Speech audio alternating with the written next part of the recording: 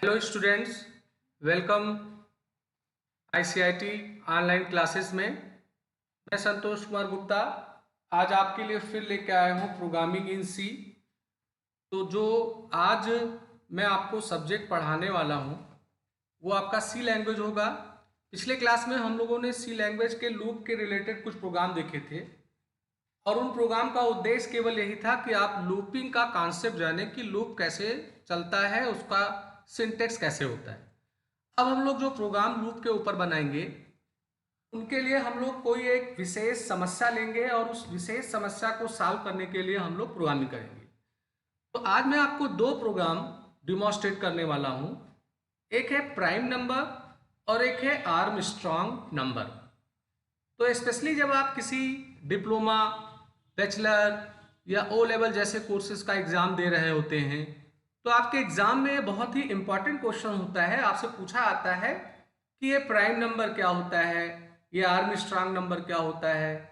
तो इसी से ही संबंधित मैं आज आपको क्लास पढ़ाने वाला हूँ। तो आपका क्लास स्टार्ट करने के लिए मैं टर्बो सी में चलता हूँ। तो मैंने यहाँ पर एक प्रोग्राम टाइप कर रखा है। इस प्रोग्राम का उद्देश्य ये होगा कि हम कंप्यूटर को एक नंबर इनपुट करेंगे और हमारा कंप्यूटर ये जस्टिफाई करेगा कि हमारा नंबर प्राइम नंबर है कि नहीं। तो पहले ये जानना जरूरी होगा कि ये प्राइम नंबर आखिर होता क्या है। तो प्राइम नंबर का जो परिभाषा है आपके सामने लिखा हुआ है। ये वो नंबर होते हैं जो 1 से तो डिवाइड हो जाएंगे या 1 के बजाय केवल खुद से ही पूर्ण डिवाइड होंगे, बाकी के किसी भी नंबर से ये डिवाइड नहीं होते हैं। जैसे उदाहरण के रूप में आप 7 को ले लीजिए।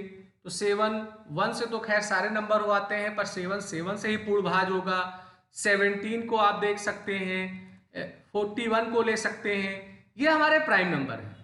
पर अगर मैं बात करूं 9 का, 16 का, 10 का, तो ये नंबर कई नंबरों से भाज हो आते हैं। तो इस प्रोग्राम को बनाने का लॉजिक ये है कि हम अपने कंप्यूटर को सबसे पहले एक नंबर इनपुट करेंगे। हमारा कंप्यूटर उसको जांचेगा कि वो प्राइम नंबर है कि नहीं। तो देखिए मैंने यहाँ पे इस प्रोग्राम को बनाने के लिए एक वेरिएबल लिया है n वेरिएबल में मैं वो वैल्यू स्कैन के माध्यम से इनपुट करा रहा हूँ जिसे मैं जस्टिफाई करूँगा कि वो प्राइम नंबर है कि नहीं। फिर मैंने एक वेरिएबल लिया है a और a के जरिए मैं लूप चलाऊंगा।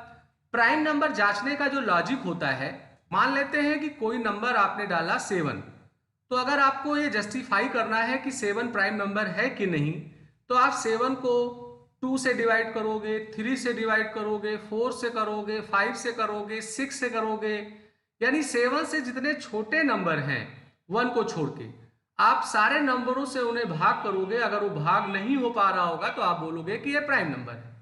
पर मान लेते हैं कि मैंने 9 डाला तो 9 2 से तो नहीं होगा मगर 3 से हो जाएगा, तो आप तुरंत कहोगे कि ये प्राइम नंबर नहीं है।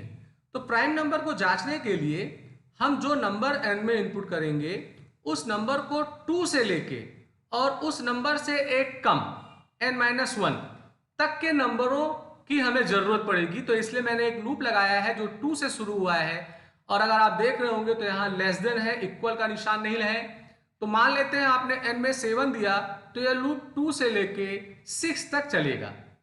तो ये हो गया उन नंबरों को जनरेट कराने के लिए जिनके द्वारा मैं जांचूंगा कि हमारा नंबर इनसे डिवाइड हो रहा है कि नहीं। तो आपको ही पता है कि ये मॉड्यूलस ऑपरेटर बहुत काम का ऑपरेटर होता है। तो ये पूरा का पूरा प्रोग्राम जो है वो इसी ही ऑपरेटर के माध्यम से बन रहा है। तो मैं यहाँ पे जांच रहा हूं कि जो हमारा n है क्या वो a से डिविजिबल है। तो n%a=0 कंडीशन का मतलब ये हुआ कि n में जो नंबर इनपुट किया गया है वो a के प्रत्येक नंबरों से डिवाइड होगा, उसका जो शेषफल आएगा अगर वो 0 है तो इसका मतलब वो डिवाइड हो गया है। तो अगर वो 0 आता है तो अभी चलो फ्लैग को आप इग्नोर कर दो, तो यहाँ ब्रेक लिखा हुआ है। तो ब्रेक एक कीवर्ड होता है जो स्विच स्टेटमेंट या लूप स्टेटमेंट के साथ यूज होता है। ब्रेक क्या करता है कि जिस लूप में आया है उस लूप को एक टर्मिनेट कर देता है। तो जैसे ही ब्रेक होगा आप लूप से बाहर आ जाओगे। अभी मैं यहाँ पे ये जांच रहा हूं कि अगर हमारा नंबर किसी भी ए के नंबर से डिविजिबल हुआ तो मैंने यहां ब्रेक लगा दिया। और मैंने यहां पे एक वेरिएबल लिया है फ्लैग। फ्लैग कोई कीवर्ड नहीं है, एक कॉन्सेप्ट होता है किसी भी प्रोग्रामिंग लैंग्वेज में। किसी एक विशेष पॉइंट को चेकआउट करने के लिए हम लोग फ्लैग कॉन्सेप्ट को यूज करते हैं, इसीलिए मैंने यहाँ पे फ्लैग लिया है। आप वेरिएबल कोई भी ले सकते हैं। तो अगर आप देख पा रहे होंगे तो मैंने यहाँ शुरुआत में इसकी प्रारंभिक वैल्यू 0 ली है, और अगर हमारा नंबर किसी नंबर से डिविजिबल हुआ तो यहाँ मैंने फ्लैग की वैल्यू 1 कर दी है। चलो मान लेते हैं कि आपने नंबर 9 डाला, ये लूप 2 से लेके 8 तक जाएगा, n में 9 है, a में 2 है, तो ये कंडीशन फाल्स होगा क्योंकि 9 2 से डिविजिबल नहीं है। तो अगर फाल्स होगा तो इस इफ वाले ब्लॉक में नहीं जाएगा, फिर ये ऊपर फार में जाएगा और a की वैल्यू को बढ़ाएगा। अब a की वैल्यू 3 हो गई, 3 हो गई तो अभी भी वो 8 से छोटा है। तो अगर आप देख पा रहे होंगे 9 3 से डिविजिबल है तो ये कंडीशन ट्रू हो जाएगा। कंडीशन ट्रू होने पे ब्रेक होगा और वो लूप से बाहर होगा, और फ्लैग की वैल्यू मैंने यहाँ 1 कर दी है। तो यहाँ फ्लैग की वैल्यू 1 करने का मतलब ये हुआ कि अगर वो किसी नंबर से डिविजिबल है तो इस इफ वाले ब्लॉक में जाए। अब मैं कैसे आइडेंटिफाई करूंगा कि वो ब्रेक हुआ है, इफ वाले ब्लॉक में गया है कि नहीं, इसलिए मैंने यहाँ फ्लैग की वैल्यू 1 ले ली है। और अगर वहीं आप कोई नंबर ऐसा देते हो जो प्राइम नंबर है तो आपका ये इफ कभी भी ट्रू नहीं होगा और वो पूरे नंबरों से लूप चला के जांचेगा, किसी भी नंबर से भाज नहीं होगा। तो चूंकि फ्लैग की वैल्यू यहाँ मैंने 0 ही ले रखी है, इसलिए फ्लैग की वैल्यू 0 ही होगी।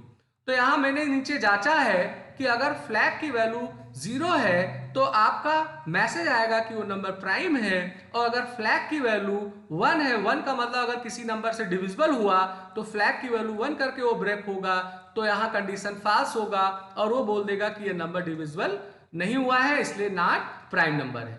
तो इस प्रोग्राम को अगर आप ध्यान से देखो तो मैंने जो लॉजिक लगाया है, सबसे पहला लॉजिक ये है कि मैंने 2 से लेके 8 कम तक के नंबर तक लूप चलाया है। प्रत्येक नंबरों से उसको मॉडुलस ऑपरेटर से मैंने भाग किया है, और भाग करने पे मैं रिजल्ट्स के जांचने के लिए फ्लैग का एक कॉन्सेप्ट होता है, उस कॉन्सेप्ट का मैंने प्रयोग किया है, और फ्लैग की वैल्यू मैंने ऊपर 0 रखी है और ब्रेक के पहले मैंने 1 लगाया है। तो अगर आपका किसी नंबर से डिविजिबल होगा तो वो प्राइम नंबर होगा।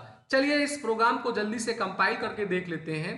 तो कंपाइल करने के बाद आप इसको रन करो, रन करने पे ऐसे मैंने 4 दिया, तो अगर आप देखोगे तो 4 2 से ही डिविजिबल हो जाएगा। तो 2 से ही जैसे डिविजिबल होगा आपका इफ का कंडीशन ट्रू हो जाएगा, और इफ का कंडीशन जैसे ट्रू होगा तो फ्लैग की वैल्यू 1 हो जाएगी, और हमारा इफ वाला कंडीशन एल्स में जाएगा तो वो आपको बोलेगा कि ये नंबर प्राइम नहीं है।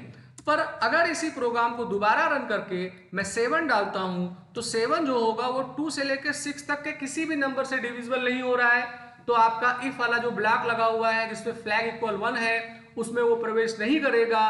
पूरा लूप खत्म होकर जब नीचे आएगा तो चूंकि फ्लैग की वैल्यू एकदम ऊपर 0 लिखी हुई थी तो फ्लैग की वैल्यू 0 ही रह जाएगी, तो वो आपको बताएगा कि ये नंबर प्राइम है। तो ये एक प्रोग्राम है, बहुत ही महत्वपूर्ण प्रोग्राम है, अक्सर एग्जाम वगैरह में पूछा आता है, तो आप इसको इस माध्यम से बना सकते हैं। तो प्राइम नंबर का ये जो मैंने प्रोग्राम बनाया है ये एक ट्रेडिशनल प्रोग्राम है, ज्यादातर किताबों में नेट पे आपको इसी तरीके का आंसर मिलेगा, पर मैंने प्राइम नंबर के प्रोग्राम को एक और माध्यम से बनाया है जो आपको किसी बुक में नहीं मिलेगा, ना नेट में मिलेगा। आप कह सकते हो कि मैंने अपने अनुभव से बनाया है। इस प्रोग्राम को मैं कैसे बना रहा हूं आप देख लीजिए। तो देखिए इस प्रोग्राम को बनाने के लिए लॉजिक तो वही है कि मैंने नंबर इनपुट किया, 2 से लेके लेस देन n तक लूप चलाया, n को a से भाग करके चेक किया और यहां मैंने ब्रेक किया। अभी इस प्रोग्राम में फ्लैग नाम के कॉन्सेप्ट का प्रयोग नहीं कर रहा हूं। सोचने वाली बात है, अगर आपने n की वैल्यू 7 दी तो उस स्थिति में फार लूप पूरा चलेगा। फार लूप पूरा चलने का मतलब इस फार लूप से वो बाहर तब आएगा जब ये कंडीशन फाल्स होगा।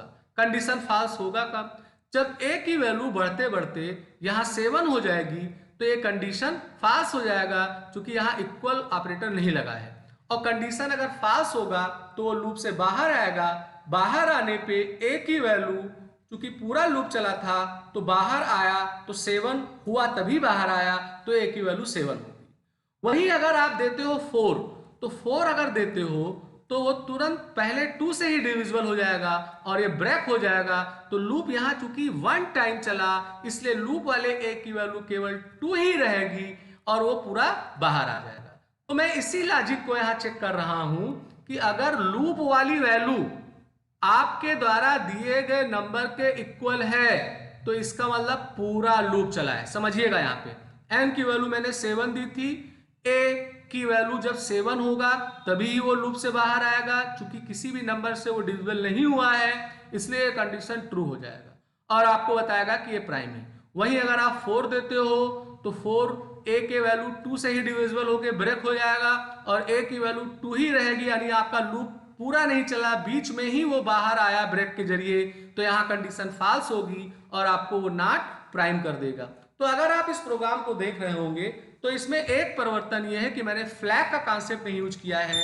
मैंने यहाँ पर ये जांचा है कि लूप हमारा पूरा चला है कि नहीं चला है, उसको जांचने के लिए ये कॉन्सेप्ट मैंने लगाया है। तो अगर आप इस प्रोग्राम को एग्जीक्यूट करके देखो तो 9 अगर आपने दिया तो यहाँ आया नॉट प्राइम। क्यों आया? चूंकि 9 जो है वो 2 से तो नहीं डिवाइड हुआ पर 3 से डिवाइड हो गया, तो a की वैल्यू 3 जब थी तो कंडीशन इफ वाला ट्रू हुआ और आप ब्रेक से बाहर आ गए तो a की वैल्यू 3 है और n की वैल्यू 9 है, तो कंडीशन फॉल्स हो गया।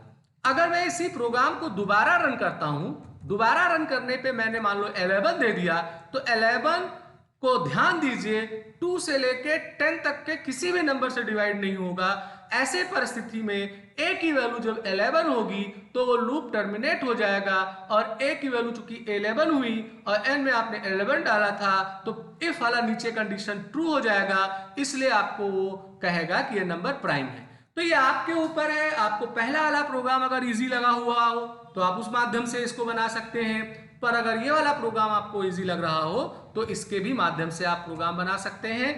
तो फ्रेंड्स, ये एक प्रोग्राम था प्राइम, जो बहुत जरूरी प्रोग्राम था। अगर इस प्रोग्राम में आपको कोई समस्या होगी तो आप व्हाट्सएप के जरिए या मेरे वीडियो के नीचे कमेंट डाल के इसे आप पूछ सकते हैं। अब मैं आपके सामने एक प्रोग्राम लेके आ रहा हूं।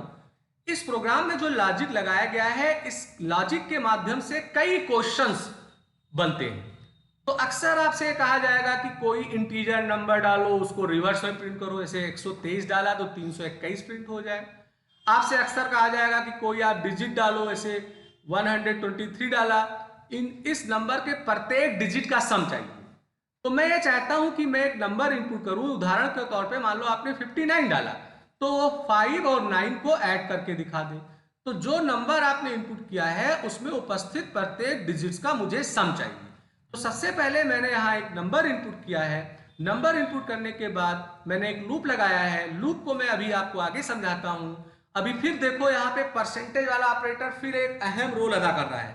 तो मान लो आपने n में 123 डाला, तो आपकी अब अगली आवश्यकता होगी कि एक एक डिजिट अपने 123 से निकाले जाएं। तो आपको संभवतः पता होगा कि किसी भी नंबर को अगर 10 से डिवाइड करके उसका शेषफल निकाला जाए तो उसका जो लास्ट वाला डिजिट होता है वो आपको मिलेगा। तो चूंकि n की वैल्यू अगर मैंने 123 डाली है तो n को अगर आप 10 से डिवाइड करोगे तो 12 बार जाएगा, 120 को 123 से घटाओगे तो शेषफल आपका 3 बचेगा।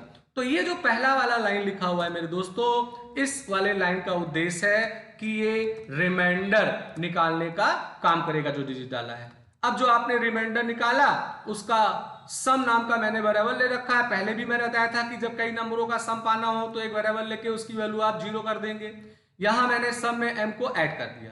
तो अभी क्या हुआ कि जो 123 का 3 था वो निकला, सम की वैल्यू 0 थी, m में 3 था तो सम में आया 3। याद रखिएगा सम में 3। अब मेरी अगली आवश्यकता होगी कि जो मैंने 123 डाला था उससे आप 3 हट जाए, हमारा जो नंबर है वो केवल 12 रहे, जिससे अगली बार हम बीच के डिजिट को निकाल सकें। तो मैंने नंबर को 10 से यहां मॉडुलस नहीं किया है, भाग किया है। तो जब किसी नंबर को 10 से भाग करेंगे तो कितनी बार जाएगा 10 से भाग करने पे वो आएगा। तो 123 को 10 से अगर आप भाग करोगे तो 12 बार जाएगा, तो n में आया 12। अब 12 को अगर 10 से शेष निकालोगे तो 2 आएगा, पिछली बार यहाँ पर सम में 3 था तो 2 को जोड़ोगे 5 आएगा। 12 को 10 से आप भाग करोगे तो कितनी बार जाएगा, एक बार जाएगा। तो n में अब 1 आया तो 1 जो है वो 10 से भाग नहीं हो पाएगा, तो यहाँ पर आपका 1 ही शेषफल रह जाएगा। अब मैंने 5 में 1 को जोड़ा तो 6 आया। अब 1 को अगर आप 10 से भाग करोगे तो एक बार भी नहीं जाएगा, एक बार जाने का मतलब 0 बार नहीं जाएगा। तो यहां मैंने कंडीशन यही लगाया है कि आपका लूप तब तक चले जब तक आपकी वैल्यू n की 0 से बड़ी हो। तो चूंकि लास्ट वाले में वो 0 टाइम गया तो यहाँ n की वैल्यू 0 हुई तो कंडीशन यहाँ फॉल्स हो गया, तो आपको यहाँ पे सम मिल जाएगा लूप के बाद। तो जब भी आपको ऐसा कोई भी प्रोग्राम मिले जिसमें आप किसी एक इनपुट किए गए नंबर के प्रत्येक डिजिट्स को निकालना चाहते हैं, तो उस स्थिति में हमें यहाँ पर एक कॉन्सेप्ट लगाना पड़ेगा। पहले 10 से उसका शेषफल निकालिए और फिर 10 से उसको भाग करके कितनी बार गया उस लास्ट डिजिट को वहां से हटाने का काम करिए। तो अगर इस प्रोग्राम को आप रन करते हो तो इस प्रोग्राम को एग्जीक्यूट करने पे जैसे मैंने 444 डाला तो 444 डालने पे तीनों का सम जो होगा वो 12 होगा। अब मैं अगर इसे रन करता हूं, यहाँ पे मैं 11 डालता हूं तो आंसर 2 आएगा। अगर मैं रन करता हूं, यहाँ पे डालता हूं 59 तो यहाँ पर आएगा 14। तो चाहे डिजिट आप कितने भी संख्या का देंगे, उन संख्या का जो सम होगा वो आपके स्क्रीन पे आ जाएगा। तो ये एक डेमोन्स्ट्रेशन था स्पेशली समझाने के लिए कि कैसे डिजिट्स हटाया जाता है, कैसे डिजिट पाया जाता है, और इसी से ही कई एक्सरसाइज के क्वेश्चन बनेंगे जो मैं आपको आपके व्हाट्सएप ग्रुप में दूंगा, आप उसका कोशिश करेंगे बनाने के लिए। अब एक अहम प्रोग्राम और है, मैं उसे भी समझाना चाहता हूं, आर्मस्ट्रांग। आर्मस्ट्रांग नंबर क्या होते हैं पहले जाना जाए। आर्मस्ट्रांग नंबर जो होंगे वो एक डिजिट के भी हो सकते हैं, 2, 3, 4, 5 कितने भी डिजिट के हो सकते हैं।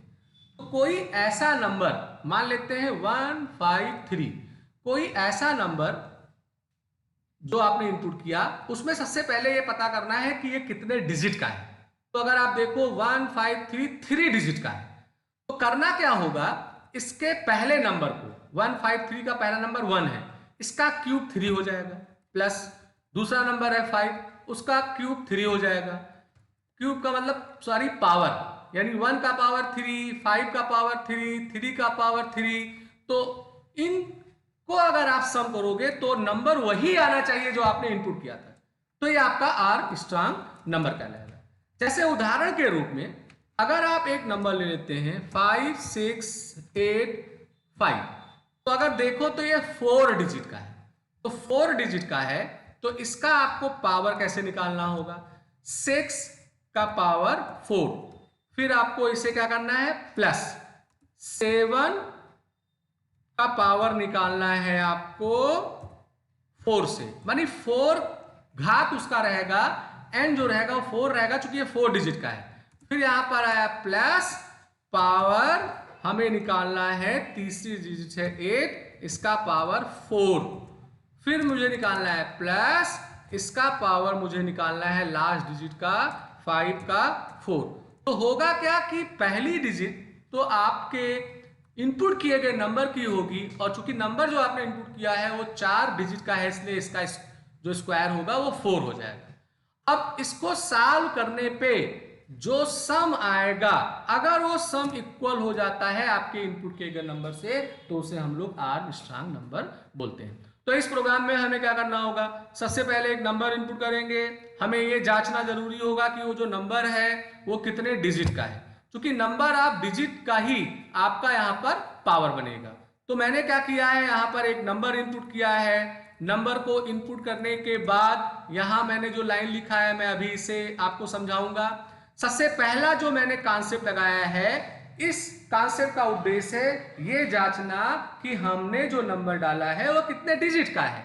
तो यहां अगर आप देख पा रहे होंगे तो मैंने व्हाइल लूप चलाया है n ग्रेटर देन 0 करके, और नंबर को काउंट करने के लिए मैंने एक डी वेरिएबल लिया है, डी की वैल्यू 0 है तो ये लूप में पहली बार आएगा। मान लो आपने 123 डाला तो 123 0 से बड़ा है तो डी की वैल्यू एक बड़ी होगी।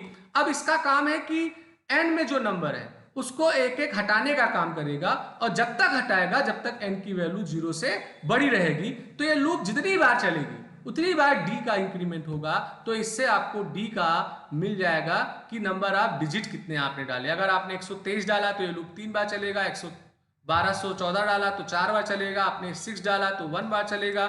तो डी में हमें पता लग जाएगा कि हमारा नंबर जो है वो कितने डिजिट का है। अब अगर आप देखो तो एन में जो नंबर मैंने डाला था वो नंबर बार बार यहाँ पे 10 से डिवाइड हो रहा है, तो लास्ट में एन की वैल्यू यहाँ 0 हो जाएगी और एन की जरूरत हमें आगे प्रोग्राम में लगेगी, इसीलिए एन की वैल्यू को मैंने यहाँ पे n1 में स्टोर कर लिया था। अब चूंकि यहाँ पर ये पूरा लूप जब चला तो n की वैल्यू 0 हो गई, तो हमने n1 के द्वारा फिर n में वो वैल्यू वापस ले लिया जो वैल्यू मैंने डाला था। अब आर्म स्ट्रांग को जांचने के लिए मैंने क्या किया है, क्योंकि जितने नंबर आप डिजिट्स होंगे आपके नंबर में उतनी बार लूप चलेगा, इसलिए यहाँ पर मैंने ग्रेटर देन 0 का कंडीशन लगाया है। अब मैं यहाँ a के द्वारा n के जरिए 10 से उसका मॉडुलस निकाल रहा हूं, तो ये क्या करेगा कि 123 डाला है तो 3 आ जाएगा। अब यहाँ पाव एक फंक्शन है, हमारे C के अंदर एक रेडीमेड फंक्शन है, इससे आप पावर निकालने का काम करेंगे। तो यहाँ A में जो 3 निकला था वो होगा, D में जो ऊपर काउंट हुआ था कि कितने डिजिट का नंबर है उसका ये पावर हो जाएगा, और पावर निकलने के बाद सम में वो जुड़ जाएगा। और फिर मैंने यहाँ पर अपने प्रोग्राम को चेक करने के लिए यहाँ पे प्रिंटफ के जरिए इसे प्रिंट भी किया है कि हमें हर संख्या का जो पावर हो रहा है वो हमें दिख जाए, और ये एक नंबर हटाने के लिए हुआ। तो ये क्या करेगा, एक डिजिट निकालेगा, उसका सम करेगा। फिलहाल इस प्रिंटफ की अभी जरूरत हमें नहीं पड़ रही है, इसे मैं हटा देता हूं। तो ये एक नंबर निकला, और एक नंबर निकलने के बाद उसका पावर मैंने निकाला डी के जरिए, फिर एक नंबर हटाया, तो ये सम में ये पूरा फंक्शन करता रहेगा। अब फंक्शन करने के बाद अब जो सम आए वो आपके द्वारा इनपुट किए गए नंबर के इक्वल हो, इसलिए मैंने यहाँ इफ से जांचा है। और एन मैंने नहीं लिखा, n1 लिखा है, क्योंकि एन फिर यहाँ पे 0 हो जाएगा, इसीलिए मैंने ऊपर n1 में वैल्यू डाल लिया था एन का। और अगर ये कंडीशन ट्रू है तो आर्म स्ट्रांग होगा, अदरवाइज कहेगा आर्म स्ट्रांग नहीं है। तो इसका लॉजिक यही है कि एक नंबर इनपुट किया गया, नंबर को चूंकि बार बार आप 10 से भाग करोगे, n की वैल्यू लास्ट में 0 होगी, इसलिए उसकी वैल्यू यहाँ मैंने स्टोर कर ली है। ये जो लूप लगाया है, इस लूप के जरिए मैं पता करूंगा कि हमारे नंबर में कितने डिजिट्स हैं, और फिर मैंने यहाँ पर ये जो लूप लगाया है ये आर्म स्ट्रांग के लिए है, इसमें एक नंबर निकाला गया है, उसका सम किया गया है। सम में पाव नाम का एक रेडीमेड फंक्शन यूज किया गया है। चूंकि पाव एक रेडीमेड फंक्शन है तो इसके लिए एक लाइब्रेरी फाइल है math.h, इसलिए आपको यहाँ math.h लिखना होगा। ये हो गया इनपुट और आउटपुट प्रिंटफ स्कैनफ के लिए, ये हो गया स्क्रीन को क्लियर करने के लिए, ये हो गया पावर नाम के फंक्शन को इस्तेमाल करने के लिए। तो अब अगर आप इसे रन करिए तो ऐसे कोई नंबर ले लेते हैं 371, तो ये आर्म स्ट्रांग है। ये आर्म स्ट्रांग क्यों है, जस्टिफाई करो आप कॉपी पेन लेके। 3 का क्यूब निकालेंगे, क्यों क्यूब निकालेंगे, चूंकि ये 3 डिजिट का है। 7 का क्यूब निकालेंगे, 1 का क्यूब निकालेंगे, उन्हें सम कर लेंगे, सम करने पे आपको 371 ही मिलेगा, इसलिए आर्म स्ट्रांग हो गया। अब मैं अगर केवल 7 डालता हूं, 7 भी आर्म स्ट्रांग है। क्यों आर्म स्ट्रांग है, 7 एक डिजिट का है, तो 7 का पावर 1, 7 का पावर 1 का मतलब 7 ही रह जाएगा, तो 7 ही रह जाएगा, तो 7 इक्वल टू 7 हो गया। तो जितने 1 डिजिट वाले नंबर हैं वो ऑटोमेटिकली आर्म स्ट्रांग आते हैं। अब अगर आप कोई दूसरा नंबर डालिए, मान लो 23 डाला, तो 23 को आर्म स्ट्रांग नहीं बता रहा है। क्यों नहीं बता रहा है, 2 के पावर 2 4 हुआ, 2 के पावर 2 4 हुआ, 3 के पावर 2 3 9 हुआ। तो अगर आप इसे जोड़ो तो 14 ही आ रहा है, तो 14 23 के इक्वलेंट नहीं है, इसलिए आपका ये बता रहा है कि आर्म स्ट्रांग नहीं है। ये भी एक बहुत ही विशेष प्रोग्राम है आर्म स्ट्रांग, अक्सर आपके एग्जाम में आता है। आप इसे बहुत अच्छे तरीके से देखिए। अगर आपको प्रोग्राम में कोई गलती, कमी या समझ में नहीं आ रहा है तो आप पूछ सकते हो। तो आज मैंने आपको बहुत ही इंपॉर्टेंट लॉजिक बताया है प्राइम नंबर का प्रोग्राम मैंने 2 तरीके से बनाया है, एक फ्लैग और एक बिना फ्लैग के लिए बताया है। फिर दूसरे वाले प्रोग्राम में मैंने सिखाया था कि कैसे एक डिजिट निकालते हैं, कैसे एक डिजिट पाते हैं। फिर तीसरे वाले प्रोग्राम में आर्म स्ट्रांग का प्रोग्राम बनाया है। दूसरा वाला प्रोग्राम अगर मैं ना इम्प्लीमेंट करता तो शायद आपको डाउट होता कि ये परसेंटेज 10 क्यों लिखा गया है, डिवाइड 10 क्यों लिखा गया है। तो आप इन प्रोग्राम को देखिए, बहुत ही इंपॉर्टेंट है, आपके एग्जाम में आ सकते हैं। अगर आपको मेरा वीडियो अच्छा लगा हो तो आप मेरे वीडियो को लाइक जरूर करिए, और अगर अभी तक आपने मेरे चैनल को सब्सक्राइब नहीं किया है तो इसे सब्सक्राइब करिए, और हो सके तो अगर ये वीडियो आप किसी और को शेयर करना चाहते हैं तो शेयर बटन पर क्लिक करके इसे शेयर करिए। और हमारे इस प्रोग्राम को आप अच्छे से सीखिए, देखिए। आज का क्लास यहीं समाप्त होता है। आपका दिन